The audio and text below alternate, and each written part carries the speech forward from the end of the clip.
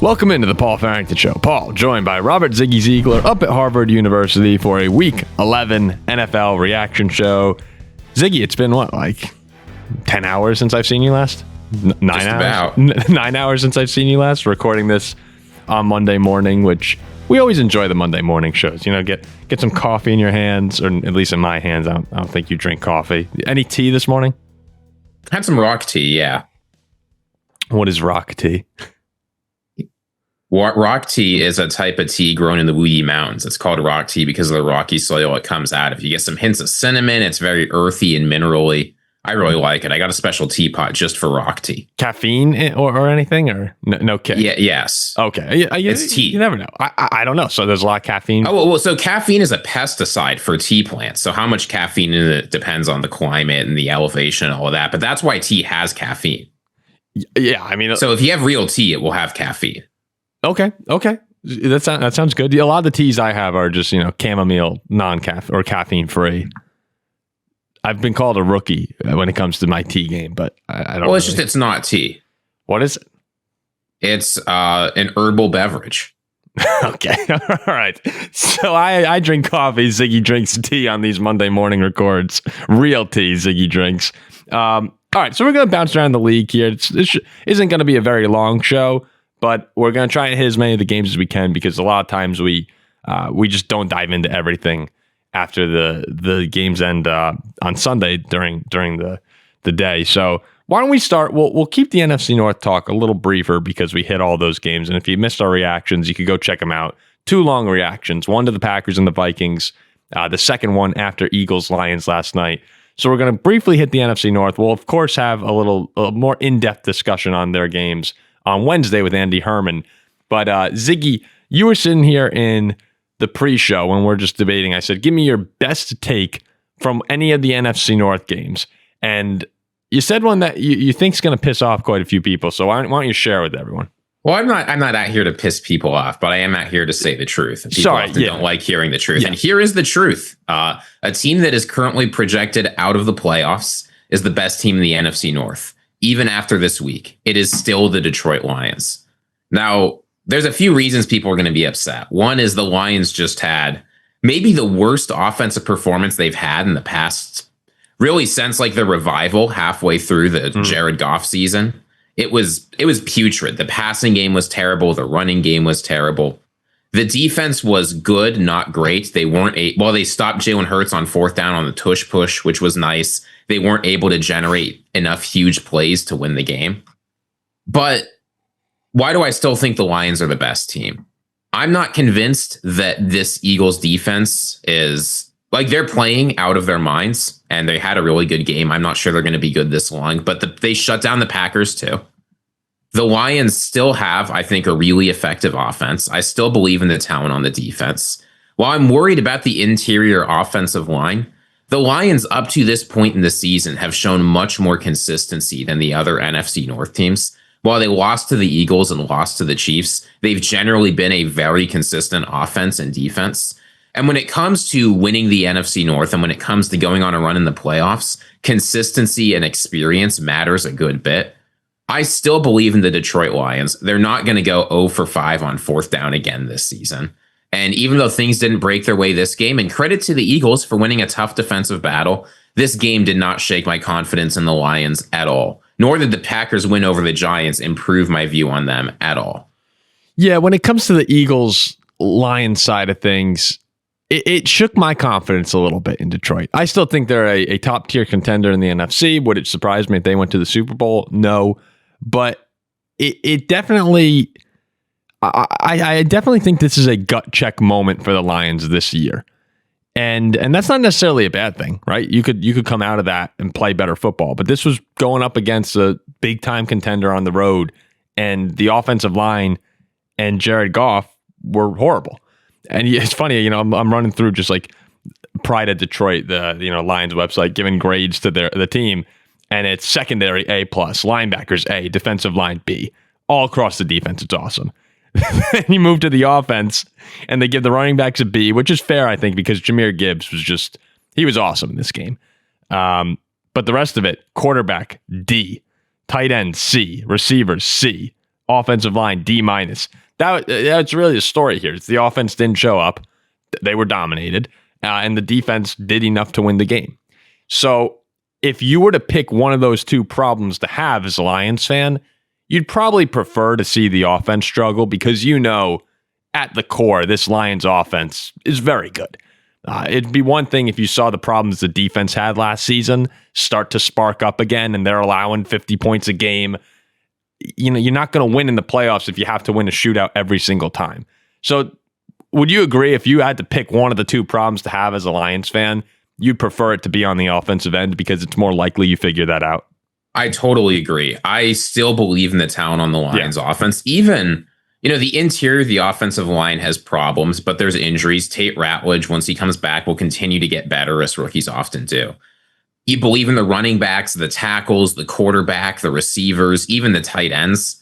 There's plenty there, and they're usually very good. I'm willing to give them, and I'm willing to excuse a bad game against the Philadelphia Eagles on the road because I don't think the Eagles are going to be this good all year. It's, I'm just, again, looking back at the article here. I do agree with one of the points it makes on the offensive line where it says against Minnesota and Brian Flores, it's so schematic, right? That it gets confusing for teams. And you saw the Vikings just have a beautiful game plan going into Detroit. And that's how they were able to get to Goff. The Eagles really kind of just manhandled them up front. That's a little bit of the concerning end to me is, okay, they were straight up dominated by them. And next time you go on the field, if you're beat schematically, you can make adjustments there. It's a little harder if you just are straight up bullied and pushed around by a team. I'm talking about the next time they play Philly down the road here. It was just a really bad game up front for Detroit. They allowed the sixth highest pressure rate of the entire week in football. Goff, I'm looking at his numbers here, was 37.8 completion percentage. The worst of his career. So you can... Hey, he started pushing the ball downfield for the first time in a while. So Lions fans that wanted deeper passes from Goff, you got it. Yeah, you certainly did. He finishes 14 for 37, 255 yards, a touchdown, and a pick. Though it's worth noting, Jalen Hurts was almost equally inept passing the ball. Yeah, no, well, and the Eagles have had how many games now have they had where Jalen Hurts, if you just took his stat line and looked at it, you'd go, okay, they lost this game. And then you look at the box score and you go, holy crap, all right, they found a way. So this is why I continue to believe the Lions are better than the Eagles and why I continue to have them as a top contender. This is the only way in the playoffs Philadelphia will be able to win a game. Jalen Hurts, I just have not seen enough from the passing offense this year or historically to believe that when the time comes, the passing offense will be able to be great. The Lions can win with this defense. They can win with an explosive offense. They can win in a shootout. They can win in a shutout. Now, obviously, they lost this game, and that's something they're going to have to go back to. But I don't think that you should be panicking if you're a Lions fan. And I don't think the trendy move in power rankings will be to move the Lions way down because they just lost an ugly game to the Eagles. But not enough credit will be given to the fact that they made it an ugly game, too. No, it's okay to, when you're talking regular season on the road Sunday night game against, one of the best teams in the league, it's okay to lose. You're not going to go 17-0. It's more concerning when it becomes a trend. And next week now, who's Detroit have next week? They host the Giants. Okay, hosting the Giants. I'm not worried about that one bit. No, you shouldn't be. The problem, I think it starts to become a problem if Burns, and I'm not sure if Thibodeau will be back or not, Dexter Lawrence and them, if they dominate up front and make life hell for Goff, and it's a closer game than we expect it to be, that's when I start looking at things going 3 or 4 weeks. They've had a lot of trouble up front. We'll see what, if Goff throws a pick or two. That is what would register for me is let's circle this and see how big of a problem is on Thanksgiving. But if they come out and kick ass the way they normally do against bad teams, I think you just say, all right, we need to figure this out going forward, and we'll be in a good spot. Well, the Lions have 2 big tests left in the season. They host the Packers for Thanksgiving, obviously a hugely important game, and they go to LA to play the Rams in the middle of December. If they struggle in both of those games, if they struggle like they struggled in Lambeau in September, which I don't expect to happen, but could, if it looks similar where they are dominated and outclassed by the great teams they've played, then I'll start to get worried. But I still believe in the Lions team that dominated the Bucs at home, that beat Lamar Jackson, the Baltimore Ravens on the road. I don't think the Lions offense is going to look this listless in the rest of their games. But if they do against the Packers and the Rams, then I'm out. So the Packers are now in second place in the NFC North. The tie is sometimes getting to me here. Behind the mighty Chicago Bears. Yeah. Chicago at 7-3, Packers 6-3-1, Lions at 6-4, and then you have the Vikings back here at 4-6. It's just devastating losing to Chicago the way we did. But there was an argument that seemed to be developing in the comment section following the Packer game. And I don't really understand how so many Packer fans were coming at me, really, because I said the Packer defense didn't perform well yesterday. And a bunch of people start ripping off, hey, we only gave up 20 points. How the hell can you say this is a bad defensive performance? And my response, Ziggy, was just, okay, yeah, after the first 3 drives, right? One of which was a 9-play, 65-yard touchdown drive to open the game for the Giants. The Giants offense goes, and I'm going to ignore the end of half and the last play of the game, okay? 11-play, 68-yard touchdown drive, a 16-play, 56-yard, 10-minute drive turnover on downs, 15-play, 85-yard, 8-minute touchdown drive for New York, and a 10-play, 51-yard drive that ends in the interception in the end zone to ice the game. Now, 2 of those drives, yes, you get the turnover on downs and you get the pick, the little bend don't break there. But I can't look at those 4 drives and say that I'm impressed or happy with the Packer defense if I were a Packer fan. Is that crazy? I don't think so.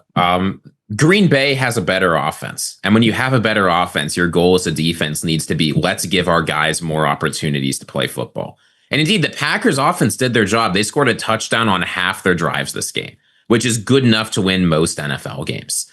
But they only got 8 opportunities because, as you said, yes, even if they didn't always end in scores, the Giants were able to hold on to the ball for 8, 9, 10 minutes at a time. And for a defense that's trying to give Jordan Love opportunities to make plays, that's trying to overcome inconsistency on the offense, you can't be giving Jameis Winston and the Giants a highly efficient performance. I think it's doubled by the fact that the Giants offense gave the defense so many opportunities to make big plays. There were so many times defensive backs could have picked the ball or guys could have gotten to Jameis. And indeed, if you look at like the most impactful plays of the game by expected points added, 8 of the top 10 are Jameis Winston dropbacks. Good or bad, that's just how it goes when Jameis is your quarterback. There could have been a lot more negatives there, though, and the defense didn't capitalize on it. So long, efficient drives, plus a failure to generate big plays given up to the Giants offense. I'm not going to say it was a bad performance. They won the game. The defense did their job in the loosest sense. If I were grading it, I'd give it a B-. It wasn't good. No, I thought they left a lot on the table. And when you go back and look at the stats, the Giants outgained them. The Giants were 7 for 14 on third down, 3 for 4 on fourth on the day. And they had the ball for 36 minutes compared to 24 for Green Bay. The Packers came in as 7-point favorites, and they won by 7 points. But you would expect a team led by Jameis Winston and with the top targets and top weapons for the Giants out.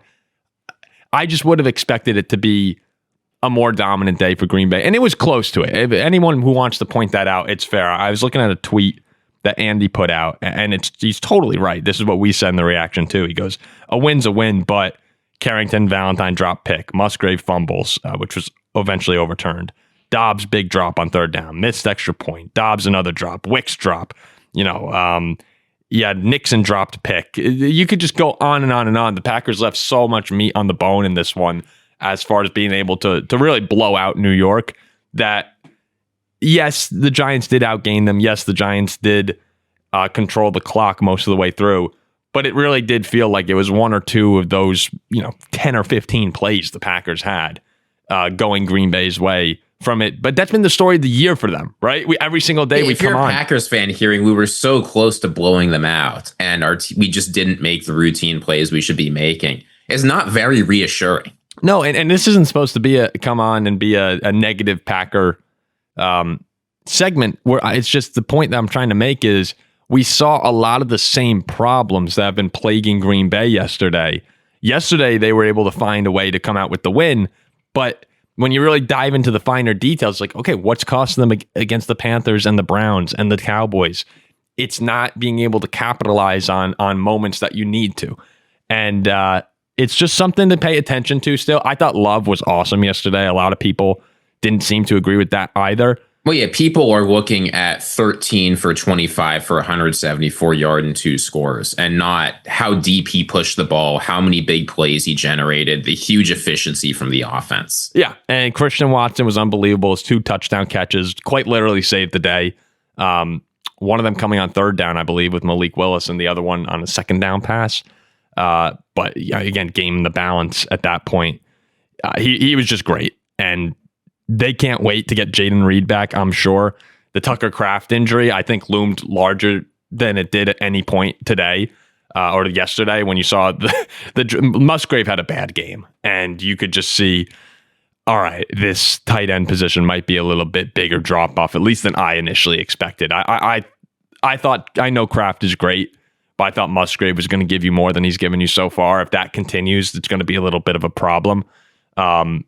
But overall, I thought Love came in after the injury and was just great. Getting the ball all over the place. How the defense can play to a high level, but how far this team goes against the contenders in the NFL will depend on Jordan Love and the offense. And if they go far, it will be because Jordan Love played at the next level and his receivers remembered to catch the ball when he's throwing it. And if they don't go far, it will be because the offense didn't get it done. I'm not very worried about them for the Vikings next week. But, I think the Vikings do draw something fortunate in that, the Green Bay locker room, they're going to try their hardest to focus on the Vikings. But that Lions Thanksgiving game on the road, 1:00 Thursday Eastern time, noon Central, is going to be on their minds.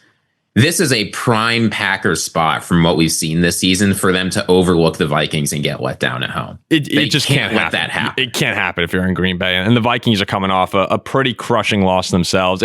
The Vikings are a team that anyone wants to play right now because JJ McCarthy, yesterday was the closest I've been to just going, he can't throw the football. And that includes the first Chicago game. That includes the Atlanta Sunday night game. That includes last weekend as well when we lost to Baltimore. He's just struggled mightily with accuracy and interceptions. And once again, I'm watching the game yesterday, Ziggy, and it's 6-3. I'm sorry, it's 7-3 Bears, and the Vikings had the ball at the end of the first half. JJ throws a pick. Chicago converts that to a field goal to go up 10-3. We drive down the field, throws another interception to Nashawn Wright in the end zone on a pass to Addison, where JJ just underthrows it. And it has to be a ball where, in that situation, you're throwing it to the back of the end zone where only Addison can catch it. You can't put that ball in harm's way because you leave another 3 on the points on the board. And it's the same exact thing that happened against Baltimore. It's 10-9. We just start throwing interceptions.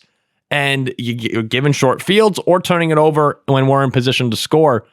And when you have these games, right, with the Viking defense is good enough to keep them in games, it comes down a lot of times just to anywhere between 3 and 9 points on those field goal attempts. And we just are giving games away, and McCarthy can't seem to go 4 quarters protecting the football. It's really discouraging, but you also need to remember, if you're a Viking fan, it's so frustrating that this is kind of what you're signing up for. You're sort of signing up for a struggle of a season because JJ's not where we expected him to be. Yeah, when you're starting a quarterback for the first time, there are reasonable and unreasonable expectations, but you are not expecting him to have the worst passer rating in the NFL by a huge margin. You're not expecting to have the lowest EPA per play and total EPA by a huge margin. You're not expecting Dylan Gabriel to go out there and look substantially better. And Dylan Gabriel has not looked very good. No. Like JJ McCarthy he's at the bottom of production. He's at the bottom of efficiency. The only thing he's not near the bottom of is interceptions per game. Okay. All right. And look, right. My point is just, I'm a Vikings fan. I want things to work out. Things can get better. It's only been 5 games. But this hasn't been, if you're not following the Vikings closely, you might think the story is rookie quarterback has rookie struggles. We were talking about this last night, Paul. There is a strong argument that by the end of the season, Christian Ponder will have had a better rookie season than JJ McCarthy in terms of on the field play. Yeah, I haven't dove into that. It's been really bad. That's all I'm trying to say. I'm not trying to target him particularly. I'm not trying to say he's a bad guy. I know he's working really, really hard. But this is just a horrible performance. Yeah, I haven't dove into the Ponder versus McCarthy comparison. And I think a lot of that is because I can't bring myself to do that. Like if I acknowledge that this is Christian Ponder-esque, which I'm pretty sure I said yesterday. Like you don't have to look at the data. I'm not going to make you do it, but you know. And the other thing that I mentioned to you was that Christian Ponder's supporting staff around him. You know, you had Adrian Peterson, which helps a lot when you have, if you were playing. I love Aaron Jones. I love Jordan Mason. They're great guys. Adrian Peterson is a different level. Well, yeah. But the weapons at receiver that JJ has, I mean, you talk Addison, you talk Jefferson in comparison to, he had Percy when he wasn't injured or having migraines, and Michael Jenkins was there. It was not Leslie Frazier as your head coach instead of Kevin O'Connell. Yeah, Christian Ponder was not put in an environment to succeed. Not saying that Christian Ponder would have succeeded if he were in this Viking offense, but it's just JJ McCarthy has been given everything you could want for a young quarterback, and he's just been horrible. Like JJ's been really, really bad, and I'm getting a little tired of hearing the work ethic and mindset, which we all like. Like you like it, I like it. It's great to hear that. But when he's thrown his 7th or 8th interception, and then it's like, he's got everything up here, right? We just got to see it on the field. So I'd like, all right, you know what? We know. Let's just, when he does it, let's talk about it then. I said this in our reaction, I'll say it one more time. There are very few historical comps you can point to where a first-time starter comes into an offense with a lot of talent, a good head coach, a solid offensive line, is at the bottom of the NFL in terms of production and efficiency, and then turns it around and has a great career. Yeah. It's every game makes it less and less likely. Fingers crossed. It's great final drive there. You see what the Vikings see in him one drive a game. He's good for one really awesome drive a game where you see, okay, I have hope now. And that's why he's the perfect quarterback for the Minnesota Vikings. I do have to say, Ziggy, this is going to sound pretty spoiled to me, but we get to the 15-yard line with 54 seconds left, and still have 2 timeouts. And I was just going like, all right, playbook's open here. I'd probably run it. Like I'd probably run the ball and either make Chicago start using timeouts. Now, it didn't matter because the Bears had the crazy kickoff, but to me, it was, you get down here, let's milk this clock a little bit. And you're playing a game at the end there with the clock as well, because you don't want to give the Bears enough time to go down the field and hit a field goal. But also, you do need to get in the end zone. I just would have liked one play to get that clock a little bit, to wind it down a bit more, and play the clock management side of things a little more strategic. Now, yeah, you put in the end zone, you score, you take that, and you can't go into a kickoff expecting, you're expecting the ball to be down the 25 or the 35, worst case. And the Vikings totally botched it there. But that was just another, the Bears find a way. They've been doing it all year. They make big plays. Their special teams now saves them against the Raiders, saves them against the Vikings.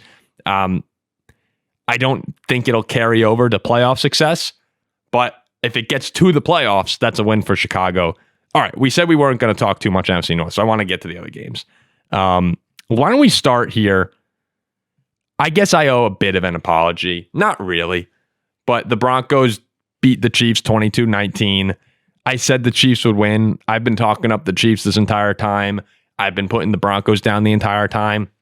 What I'm going to hold on to is that I acknowledged Denver very well could win this game.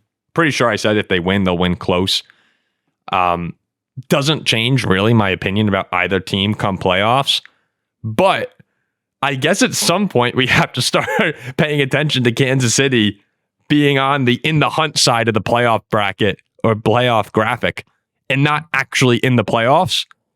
So at some point, right, do we have to start getting worried about the Chiefs not making this thing? I'm not there yet, but at 5-5, you're 1 or 2 slip-ups away from this thing really being in danger. The Chiefs do eventually need to start winning football games, though fortunately for them, they have games against a lot of wild card contenders left. They get to play, I don't know if you even want to call the Texans a wild card contender, but I suppose they are. They get to play the Texans. They get to play the Chargers. They get some gimme games against, I'll call them gimme games against the Titans and the last week against the Raiders. I'm not worried about those games. But you're correct that the Chiefs do actually need to start winning football games soon. At 5-5, it is not as if they've totally sucked. They've won plenty of games. But if you look at this game against the Broncos, it is worrying that one of the major drivers of offensive efficiency were the 87 yards they got off 2 defensive pass interference calls. Now, you can argue about the calls. You can argue about the refs. I don't want to get into that. And the Chiefs defense did a good job. But the offense needs to get explosive on its own terms very, very soon, because you can't rely on penalties to take you to the playoffs, even if you're the Kansas City Chiefs. I'm just looking at their schedule right now, and they have versus Indy next week, at Dallas, versus Houston, versus the Chargers. I mean, that has to be probably 3-1. Nah, yeah, probably. Well, so here's the difference in the AFC is right now. I mean, in the NFC, right, 6-4 has you out of the playoff picture. In the AFC, 6-4 has you in, and the Chiefs are only behind the Jacksonville Jaguars and the Houston Texans. So all they need to do to make the playoffs is jump 3 of the Texans, Jaguars, Chargers, and Steelers. And I think that's very doable for Kansas City. Yeah, feels like, very possible. Is anybody confident in the Texans or the Jaguars at this point? The Jaguars are weird. I'm shocked at that result yesterday. But yeah, I'm just looking at these games here. Indy, Dallas, Houston, Chargers. They're all tricky in their own way. I don't think Houston will be at home, but I'm watching these Chiefs games, Ziggy, and just a lot of mistakes being made by Kansas City that they don't typically make. Mahomes is picked off on the 3rd and 14 in the red zone, and big return for Denver. They go down, and I'm pretty sure after that they actually score the first touchdown of the game to make it 13-6. And then at the end of the game, the Chiefs have the ball with multiple opportunities to kind of put it away. They miss an extra point, which winds up being huge. And they have a couple 3-and-outs when they have the opportunity to milk the clock away. They give it back to Denver, and Bo Nix does what the Broncos have been doing all year, goes right down the field, converts a huge 3rd and 15 after the 2-minute warning, and Denver walks it off. And you're just like, well, it kind of shocked that Denver's able to do this time and time again. But what's even more shocking to me is the Chiefs' failure to close out games and to actually be converting the big plays. They're just not doing it right now. And yeah, for the first time this entire season, they're probably they might fall to the very bottom of the power rankings in the top 10. People will be upset they're there. I know you still have them high. That's why I say the bottom and not out. But I think concern levels have to be high for Kansas City, even if you're just someone like me who goes, yeah, they'll turn on the playoffs. I don't know. You're not really seeing many signs of it right now. Yeah, the Chiefs need to play better. There's no way around it. But when the Chiefs have their back against the wall, this is when they play their best football. They've rattled off huge win streaks before. They did it last year. I think it's too early to be worried about the Chiefs missing the playoffs. On the other side of things, the 1 seed for the NFC, the Eagles have it right now, but the other main competitor was either the Seahawks or the Rams, who faced off for the first time this year. Both teams were 7-2. And it wound up being a great game. Sam Darnold has the ball under 2 minutes left in the game with an opportunity to go and win it in LA. Kind of similar to the down 8 last year, Thursday Night Football in LA with the Vikings. And Sam's got the ball with an opportunity to tie it. Both times unable to do so. The Seahawks ultimately wind up missing a 61-yard field goal, which it's kind of shocking that 61-yard field goal. You trot your kicker out, and at this point in the season, everyone's like, you feel like it's a coin flip. Yeah, you're like, might be able to put this one through. And it's really, some kickers have it and some just don't in their arsenal. And the Vikings are fortunate. Will Reichert has a hell of a leg. If you trot him out for a 61-yarder, you feel pretty good. But there are some kickers, and I'm not trying to take any shots here at Myers, but bring out some kickers, and McManus, right, for the Packers came out the other day, and you're just like, I don't think he has quite that leg, and especially in that situation for McManus, you're playing in the cold, but he Myers winds up coming up short anyway on the kick, but the day is really marred by four Sam Darnold interceptions. Well, so I do want to say one thing about this game, though. Sam Darnold and Matthew Stafford both had terrible games. Yes. Now, Sam Darnold, they did it in opposite ways. Sam Darnold racked up huge passing value and kept turning the ball over. Matthew Stafford just didn't generate really much passing value at all, but he avoided the negatives. And that's why this game was close. You hear 4 offensive interceptions from the Seattle Seahawks, and you think this game must have been a blowout. But my single biggest takeaway from this game actually is that the Seahawks defense can play with anybody. Yes. Shutting down Matthew Stafford and the Rams, and they did, right? 414 yards to 250. And I'm not taking away that the Rams won this game, but the Seahawks defense played lights out after the first quarter. They gave up 2 good drives to the Rams early and then gave up 7 points for the rest of the game. I loved also Ernest Jones coming out post game, and people are baiting for comments about Sam Darnold. He just goes basically, Sam's been great all year. Quite frankly, if you disagree, F you. That's what he said in the. And he's right. Sam Darnold threw somehow 40% of his interceptions on the season in one game. Sam was bad. As I'm watching through it, Ziggy, and Sam had a couple just really bad passes. I thought a lot of the times he did respond nicely after interceptions, getting back down the field. There is something to be said about after the interceptions. I'm just looking here. Oh, God. He did just throw so many. You can't throw 4 interceptions. Sam Darnold had, this is the difference. Matthew Stafford just had a plain bad game. Sam Darnold had a great game, except for the 4 interceptions, which means it was a terrible game. Yeah, nobody's going to talk about the Seahawks defense shutting down Matthew Stafford. They're only going to talk about Sam Darnold's turnovers. And I think that's unfair to a Seahawks team who, at home, after this game, I know this was a tough one, but I fully expect the Seahawks to win the second matchup. Sam's first pick was returned to the 3-yard line, and the Rams scored in a couple plays, or in 4 plays. Then the Rams scored at the end of the first quarter on a 10-play touchdown drive. And after that, they had 7 points the rest of the game.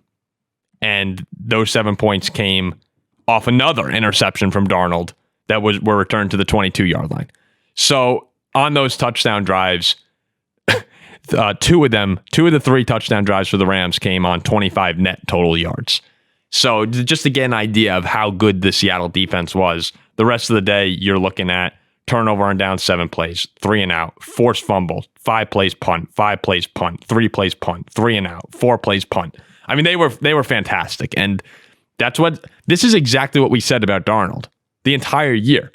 We said the Seahawks to me, they are still right up there because the defense is that good. And I actually still think Sam Darnold is very good. But what we said come playoff time is, will Darnold be able to not make the back-breaking, soul-crushing play when it matters? And if he doesn't make that play, they win this game. They actually probably dominate this game if Sam Darnold holds on to the football. And it's just something that you're rolling the dice with because he is turnover he's prone. A roller coaster. And you saw it the same way in the Bucs game, right? Sam Darnold can play great football against good teams. It's thought that he plays bad anytime they play a good team is just not true. It's when you pressure him, and the Rams got after him today. I'm trying to see what they ended with. The Rams got after him. I don't think it reflected as much in the statistics. He was sacked 0 times, but on some of the turnovers, they're in his face. He makes some mistakes, and we're just gonna have to continue to watch. I think Seattle will bounce back nicely. They have the next couple weeks. They have Tennessee, Minnesota, and Atlanta before the Colts come to town, and then their rematch with the Rams. So you're expecting 3 wins there to get to 10-3.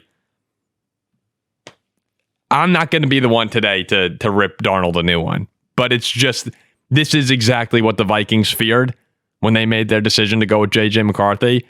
So if Darnold, that next Rams game and the Colts, really the Rams game, which is going to be a Thursday night one on December 18th, he needs to show up.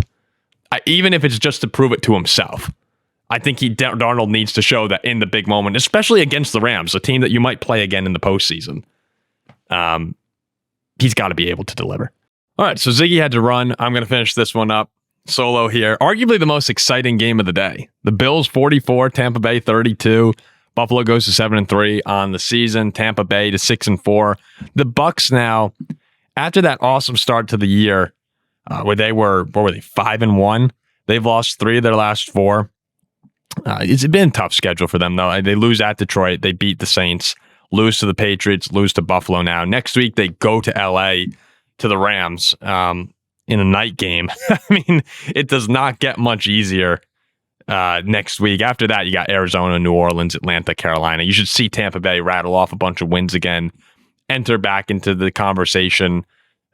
Probably not for the 1 seed, but they should win that division. It is amazing, though, how quickly things can change. And when they're sitting here at 6-5 at the end of next week, because I do expect them to lose to the Rams, the Carolina Panthers could somehow be in first place, possibly. I mean, that just makes no sense to me at all, what's going on there. Still expect Tampa to win the division. But in this game, Josh Allen has been turning the ball over a lot more this year. And you saw it again today. He had the horrible push pass interception on the Bills' second drive of the day, or first drive of the day, I'm sorry. And he has another one in the second quarter. But there are only so many guys in the league that can have a 6 touchdown day. Josh goes for 3 in the air and 3 on the ground. And, he's just superhuman performance from him. 317 yards in the air, 40 on the ground. I mean, guys 350 yards and 6 touchdowns. You trade that off for the 2 interceptions, frankly, every single time. But it is something to keep an eye on as we move into postseason play and getting closer. Is that Josh has, yes, been turning the football over more than he has. And the Bills are able to stay in the race with New England. That's going to be a lot of fun here down the stretch. That game's coming up on December 14th at New England. And just from a look at it, the Bills have Houston, Pittsburgh, Cincy beforehand. The Patriots at 9-2 right now have Cincy, the Giants, and then Buffalo. Hard not to see both those teams winning out until that point, and the Pats being 11-2, Buffalo 10-3 going into that one, and then we had to see how tiebreakers go. But as far as this game went, both teams made a lot of mistakes. Sean Tucker, I don't know where the hell he came from for the Buccaneers. 106 yards on the ground, 2 touchdowns, 34 yards in the air and a touchdown. But it was just a lot of mistakes for both sides. The Bucs allow an inexcusable little screen pass to go for a touchdown with 30 seconds left in the half. That makes it 21-17. The Bills then block a kick but get flagged, and it's 21-20 going into half instead of 21-17. There's just a litany of miscues on both sides, which makes for a very entertaining game when you have teams scoring the way that both these squads are capable of. But ultimately, in the second half, the Bills were just able to pull ahead with Josh going into superhuman mode and Tampa not being able to keep up, and a Baker interception kind of winds up being the nail in the coffin here. In Buffalo, tough place to play, but the Bills go to 7-3 and look like they're in great shape to at least have that New England game mean something. All right, so the other game I want to hit here, the Ravens and the Browns, some of the AFC North stuff that happened. The Ravens win 23-16, and Shedeur Sanders enters the game. First time he plays in a regular season game here, to my knowledge at least. And the fans were really excited. No one's happy to see Dylan Gabriel suffer a concussion, go back to the locker room. But obviously there's going to be some excitement with a guy like Shedeur coming in, and it happens in the second half. Cleveland fans are pumped up. He completes his first pass. He's feel a little bit of energy. And from that point on, it was pretty much downhill for Shedeur, who ends the day 4 for 16 for 47 yards and interception. The Ravens win by 7, but when you actually look at what happened in this game, you had at 3-3 a muffed punt by Baltimore that the Browns turn into a field goal, and then Lamar throws a pick 6 on the next play, and it's 13-3. The Browns really did nothing offensively. They had a couple big plays there, and other than that, they have one field goal. Which when did they hit that? At the end of the second quarter. So once Shador came in the second half, basically no ball movement, no points on the board for Cleveland. Lamar did not have a good day. 14 for 25, 193 yards and 2 interceptions. What won it for Baltimore was their ground game. Derrick Henry. Ravens finished with 184 rushing yards. This one looks close, but it really wasn't. It really wasn't a great game. The Browns were unable to do anything offensively, and Baltimore now moves to 5-5. They're right on the heels of the Steelers, who themselves have a monster win over the Bengals after a game that they had on Thursday Night Football where it was up and down the field the entire way. The Bengals score 1 million points and wind up winning it. Pittsburgh shuts them down here. 34-12 is the final. The bigger story is Aaron Rodgers leaves the game, and it looks like, I just want to confirm before I say it, it looks like he's got a broken bone in his left wrist. He's 50-50, they say, for the Bears game, and they're going to need him to play if he can go. And Mason Rudolph came in and was serviceable, but another score that maybe is a little misleading because the Steelers had 2 defensive touchdowns in this game that blew it open. The defense was awesome. Like, defense was great. Hold the Bengals to 297 total yards. It doesn't sound great, but when you have 2 defensive touchdowns and allow 12 points, pretty stout effort from them. But you're going to need to have Aaron Rodgers come back because, Mason Rudolph is serviceable, 12 for 16, 127 and a touchdown. But we've seen this Steeler team with Mason Rudolph for years now. There's a very clear ceiling. And I think there's a ceiling with Aaron Rodgers too. But if Mason winds up being the guy going forward it looks like maybe just this week. But Aaron's crucial for this team being able to, even if it winds up being, just one game and they get to the playoffs in the wild card round, Aaron turns back the clock for an afternoon. That's all it takes for this team to be extremely competitive. Mason Rudolph is not turning back any clocks or pushing any clocks forward. Like, what he is. He's a backup quarterback. He was good enough, didn't make any mistakes to allow Cincy back in this one. But they need to get Aaron back. They're just barely holding on. I mean, it feels like a matter of time with Pittsburgh, who's 6-4. Baltimore's 5-5. They still play each other twice here at the end of the year. And those games still aren't coming up till December football. But Pittsburgh, just to kind of get an idea, guys, of how long they're going to hold on to this thing, the next few games for the Steelers are at Chicago, versus Buffalo, at Baltimore. The Ravens have hosting the Jets, hosting the Bengals, hosting the Steelers. Assuming that goes the way you think, the Steelers are probably going to lose all 3 and be 6-7. The Ravens are going to win all of them and be 8-5, and that's all she wrote. That would be my expectation over the next few weeks of what we're going to see in the AFC North. Baltimore, I mean, it's just kind of a cakewalk for the next 4 weeks for them. These AFC North games are always weird, so you can't be certain. But my intuition tells me that the Steelers are in a lot of trouble here. Now, they go in and win that game in Baltimore, everything changes because they host the Ravens the last week of the season as well. But it just feels like, despite the win today or yesterday for Pittsburgh, that it's just a matter of time before the Ravens wind up catching them and take over. And, if they're able to hold on, that's great. That's the one thing that the Steelers haven't been able to do for a long time now is actually host a playoff game. I think the last one was when they lost to the Baker Mayfield-led Browns in like 2018 or something. This whole rinse and repeat process for the Steelers of get in at 10-7 or 9-8, go on the road and get smacked very much feels like it's going to happen again. The way that you stop that is beat Baltimore twice. And if you do that, now we're talking a 3-game lead in the stand. Like, let's just give the Steelers 2 wins over Baltimore. They're 3 games up in the loss column. And on top of that, they have the tiebreaker. That would do it. That should do it. But I don't think it's going to happen. Any other games I want to hit? Dolphins beat the Commanders. Nope, don't want to hit that. The Panthers beat the Falcons 30-27 in overtime to get to 6-5. Bryce throws for 448 yards and 3 touchdowns in this one. I just cannot figure out the Carolina Panthers. at all. The Falcons are also a very confusing team. They're 3-7. A lot of people thought, like Ziggy, no offense, Ziggy, that the Falcons were going to compete for the NFC South, and they've just been brutal. But Carolina at 6-5, they don't feel like a threat at all. But their last 3 weeks, they beat Green Bay in Green Bay, lose at home to New Orleans, and then come back and have Bryce Young throw for 450 yards and 3 touchdowns. Like, what the hell is going on with this team? Next week, they go to San Francisco. It's a night game. It's the Monday Night Football. You expect them to lose, but I don't know anymore. I really have no idea what to expect with the Panthers. Ted McMillan has 8 receptions for 130 yards and 2 touchdowns. He's been great. A lot of us were talking Emeka Egbuka at the start of the year. Emeka has been slowed by his injuries, I'd imagine. But Ted McMillan has very, very quietly been one of the better receivers in all of football.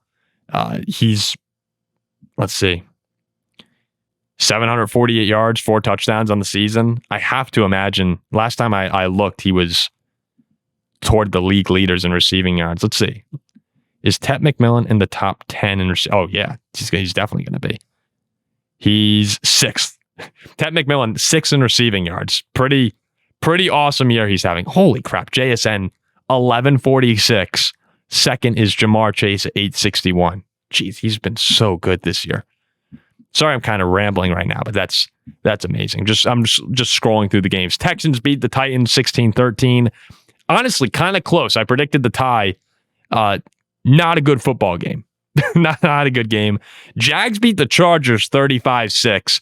That's the most shocking one of the day.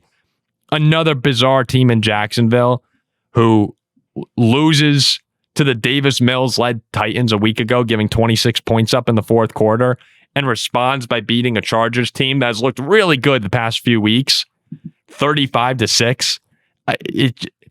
It's just been a weird year in the National Football League. Trevor Lawrence, 153 yards and 1 touchdown, but the story of the day is Jacksonville's rushing attack goes for almost 204 on the ground, including 1 rushing touchdown by Trevor Lawrence. Herbert, 81 yards and a pick. I don't know. It just can't make sense of the NFL this year. And then 49ers, 41-22 over the Cardinals. San Francisco, Brock Purdy returns, gets a big win. An Arizona team that's given some teams some fits. Brock goes 19 for 26 for 200 yards and 3 touchdowns. McCaffrey, 2 touchdowns on the ground. That San Francisco team, got to give them credit. A lot of heart this year with all the injuries they've had. Kyle Shanahan, I'd have to say at this point in time, would be my coach of the year with the way that they've handled and navigated the injuries to still be competitive. It's pretty unbelievable. Mike Vrabel, of course, is in that discussion. You probably got to put Sean Payton and Denver in there, but those are the 3. I mean, I guess we'll see what happens with Ben Johnson in Chicago as well. But Kyle Shanahan's got a great case to be coach of the year with the way that he's kept this team together. We'll wrap it up there. We'll be back on Wednesday with Andy Herman to talk a little bit more about the NFC North games and what's coming up as that division is heading in a very competitive direction to end the year. The Bears being 7-3 was not something anyone expected at the start of the year. We mentioned it very easily could happen as the season got rolling, but here we are now where it's a reality. The Bears are competing for the North. It sucks that if you told me 3 teams are competing for the North at the start of the year, I'd have my fingers crossed the Vikings were in there. It doesn't seem to be the case, but here we are, and hopefully JJ could just get better. We'll be back on Wednesday with Andy. We'll be back with the prediction episode on Thursday. Thanks for tuning in. See you then.